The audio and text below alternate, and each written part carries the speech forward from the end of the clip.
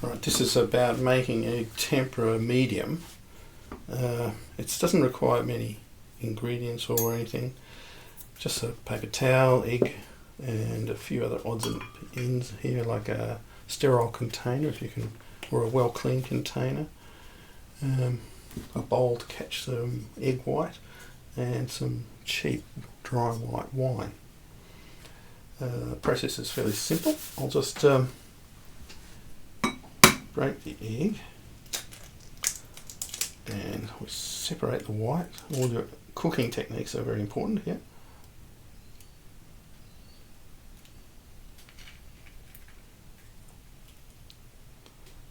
Just separate as much of the white as you can.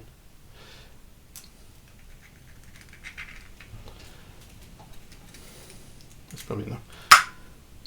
You might want to keep the egg white, you can use it for other things, but you just put the egg white there, and just open that up. You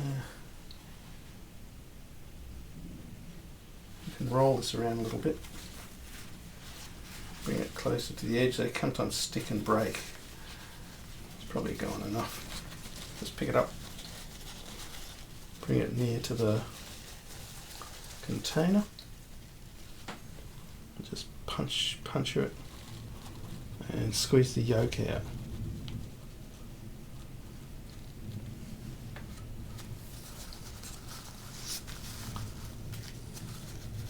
That's just so that the egg white and the yolk sac doesn't interfere with the painting, because it produces a sort of strandy material. So you can make egg tempera with the whole egg though, just even having said that, and that's quite good if you want to add oil to the egg tempera. This is just a sort of plain egg tempera. You take the wine, and we just double the volume.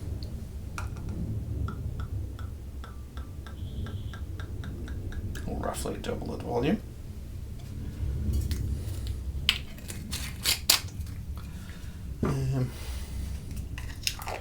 That acts as a preservative for the actual egg, keeps it going quite well. Just clean that off a bit.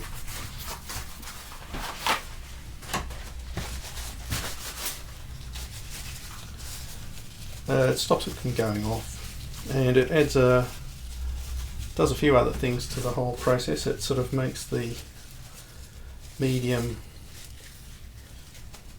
sort of blend with pigments quite well, because alcohol is a natural wetting agent, and also the sort of small amount of sugars in it actually makes it flow better. So it's generally quite a good additive. There we are, that's the egg tempera completely made. For use, you can store this in the fridge, and it will store for ages, maybe over a month usually. But for usage, it's actually not a bad idea to take a syringe and just draw out a small amount.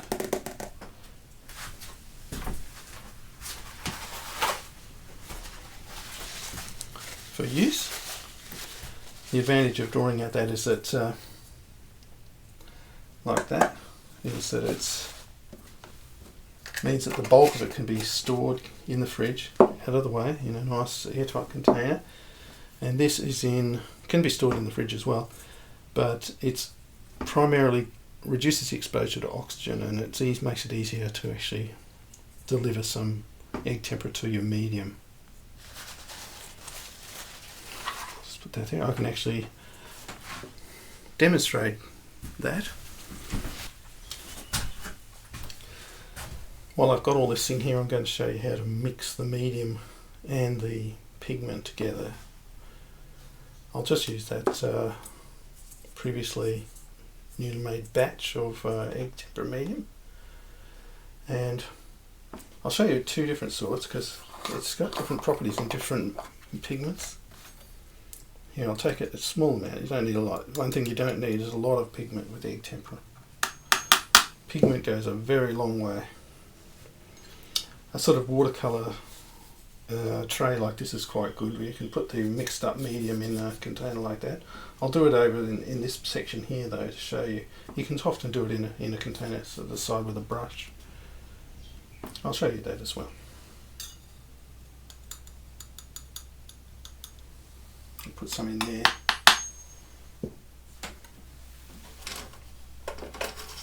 And I'll do that with a brush.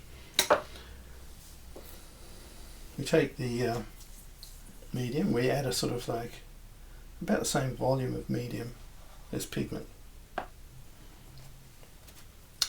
Some pigments sort of dissolve into the medium quite well, like this one. This is just a raw iron oxide,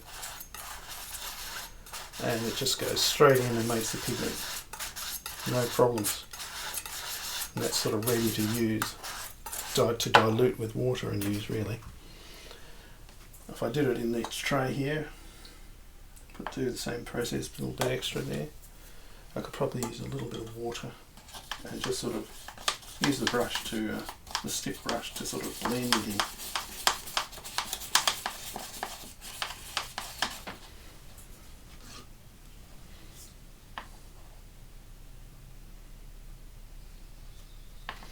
Just add a bit of water to the medium and mix. So now that's ready to use. There. Always keep your brushes wet with the tempera. You're not sopping wet when you use it, but don't let them sit and dry out. This particular tray has got can be covered with a lid, so that's quite good. It means you can sort of store them in a fridge.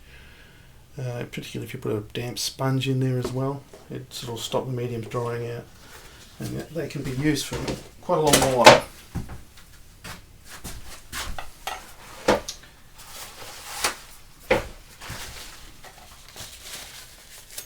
Some issues tend to arise with pigments that are not very good at wetting, being wet by the medium.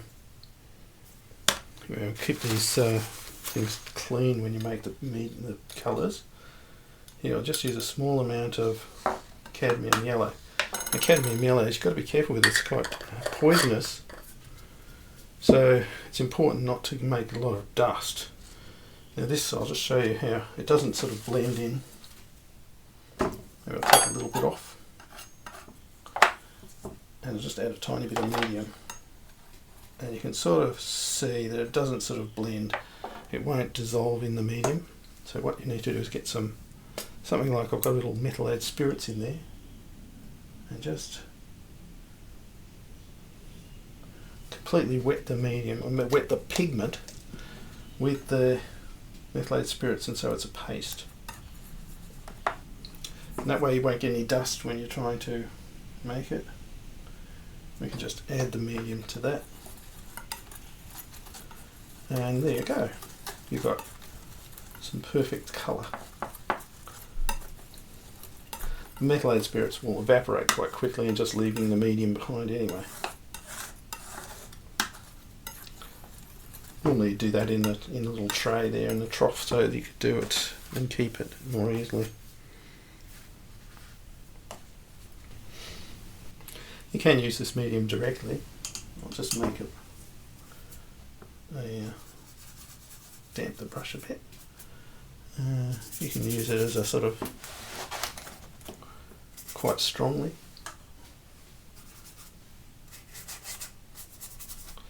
It's normally used very wetted down because it dries quickly, and you can sort of just take a very thin solution and use it like this, and let that dry. You can build up layers. It dries a bit slower than that, but that's fast enough. Just using a soft brush. You can use all sorts of brushes really. See, this one's dry, or dry enough, dry to touch anyway. You can paint directly over it.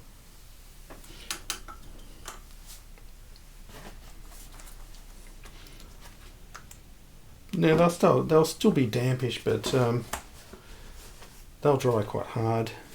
in a very short time. And that's all there is to using it. It's not very complicated.